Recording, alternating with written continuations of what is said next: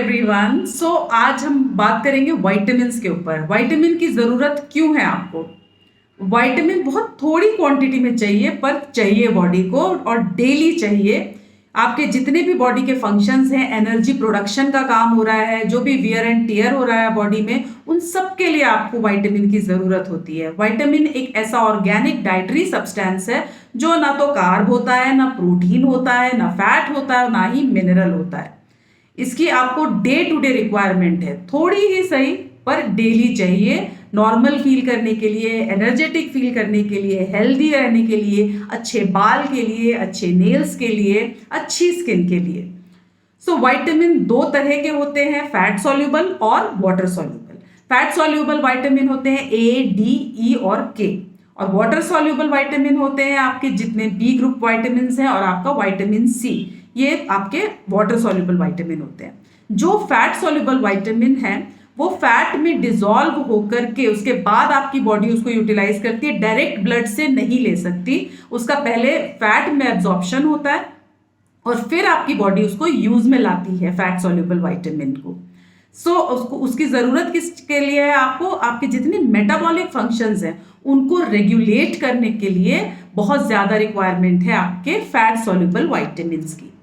अब जो आपका ये वाटर सॉल्युबल विटामिन है, इसका क्या यूज होता है? ये एक कोएंजाइम का काम करता है, और जब भी जो कोएंजाइम है किसी प्रोटीन के कांटेक्ट में आता है तो उसके साथ मिलके एंजाइम बना लेता है। एंजाइम आपके जो डाइजेशन प्रोसेस है, आपका टिश्यू ब्रेकडाउन है, टिश्यू रिपेयर है, सारे बॉडी फंक्शंस के लिए एंजाइम्स की जरूरत पड़ती है। और ये एंजाइम कहाँ से बनता है?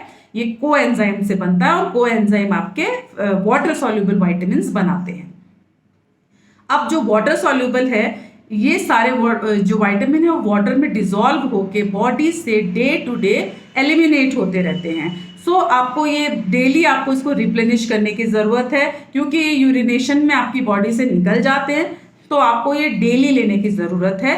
डेली इनटेक पे ध्यान देना है आपको। जबकि जो आपका फैट सॉल्युबल विटामिन है, विटामिन ए, डी, ई और के, ये आपके लिवर में स्टोर हो जाता है और आपको धीरे धीरे धीरे बॉडी की रिक्वायरमेंट के हिसाब से उसको रिलीज करता रहता है, और आपको इनकी डेफिशिएंसीज जनरली नहीं होती।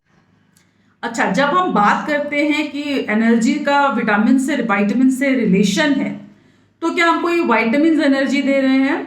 एनर्जी हमको एक्चुअल में कार्बोहाइड्रेट, प्रोटीन और फैट से मिलती है। यही फूड ग्रेन्स हैं जो हमको एनर्जी देते हैं, लेकिन ये विटामिन की एब्सेंस में ब्रेक डाउन नहीं कर सकते और एनर्जी रिलीज नहीं कर सकते। इसलिए आपको विटामिन की डे टू डे रिक्वायरमेंट बहुत इंपॉर्टेंट है। आप जब भी डॉक्टर के पास जाते हैं तो डॉक्टर आपको, अगर आप उसको बताएंगे कि आपको बहुत वीकनेस है, तो सबसे पहले आपको मल्टी विटामिन डॉक्टर रिकमेंड करता है या प्रिस्क्राइब कर देता है, और आपकी हेल्थ इंप्रूव भी होनी शुरू हो जाती है। उसका यही रीजन है कि आपको एनर्जी की प्रोडक्शन के लिए, उसको यूटिलाइज करने के लिए, एनर्जी स्टोर करने के लिए आपको विटामिन्स की रिक्वायरमेंट डेली है। अब विटामिन का लॉस भी बहुत ज्यादा होता है, ट्रांसपोर्टेशन में लॉस हो जाता है, साथ ही हार्वेस्टिंग के टाइम पे हो जाता है, वॉशिंग में, कुकिंग में, बहुत सारी चीजों में उसका लॉस हो जाता है। अब उसे प्रिवेंट आप कैसे कर सकते हैं? उसे प्रिवेंट करने के लिए आप कुछ बातों का ध्यान रखिए। आप जब भी पीलिंग करते हैं फ्रूट्स की, वेजिटेबल्स की, तो बहुत मोटे मोटे पील मत उतारिए उसके, आप उसके थिन पील उतारिए, और जितना हो सके आप उसे पील के साथ कंज्यूम करिए। जैसे बेबी पोटैटोज आप पील के साथ खा सकते हैं, बिटर गॉर्ड आप पील के साथ खा सकते हैं, तो आपको मैक्सिमम बेनिफिट होगा और मैक्सिमम विटामिन्स मिलेंगे।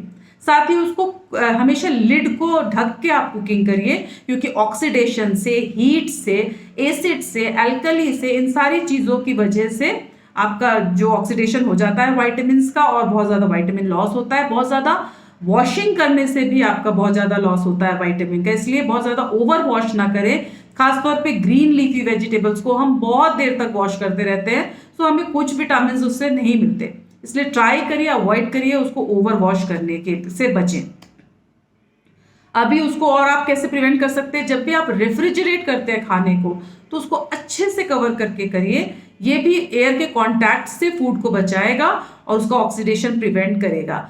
फिर फ्रूट्स को आप होल फ्रूट खाने का कोशिश करिए, जैसे आप एप्पल है, पेयर्स है, इसको बिना कट करके वॉश करके डायरेक्ट कंज्यूम करिए। जब भी आप बहुत छोटी छोटी स्लाइसेस में वेजिटेबल्स या फ्रूट कट करते हैं, उसका ऑक्सीडेशन ज़्यादा होता है और आपको अगेन वाइटामिन लॉस होता है और आपको हार्डली कुछ उससे कोई भी बेनिफिट होता है। तो जब भी आप वेजिटेबल्स या फ्रूट्स खाते हैं तो थोड़े लार्ज पीसेस में उनको कट करें और बहुत ओवर कुकिंग ना करें वेजिटेबल की। जब वो टेंडर है तभी आप उसको कंज्यूम कर ले। बहुत ज़्यादा उसको मशी मशी बनाने से ना आपको सारा वाइटामिन लॉस हो जाएगा। सो ये कुछ पॉइंट्स आप ध्यान में रखेंगे तो आपको मैक्सिमम न्यूट्रिशन मिलेगा अपने किसी भी खाने से।